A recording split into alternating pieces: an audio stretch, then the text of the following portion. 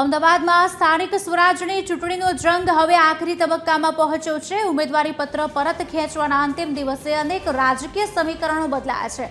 અમદાવાદ મહાનગરપાલિકામાં વાસણા અને થલતેજ બેઠકો બિનહરીફ જાહેર થઈ છે, જ્યારે હવે કુલ 612 ઉમેદવારો મેદાનમાં બચ્યા છે। જિલ્લાની વાત કરીએ તો નગરપાલિકામાં કુલ 24 બેઠકો બિનહરીફ થઈ છે, જેમાં વિરમગામની 13 અને ધોળકાની 11 બેઠકોનો સમાવેશ થાય છે।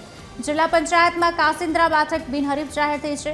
તાલુકા પંચાયતની વાત કરીએ તો વિરમગામ અને દસક્રોઈમાં 4 બેઠકો તેમજ બાવળા, ધોળકા અને ધોલેરામાં 1 બેઠક બિનહરીફ થઈ છે।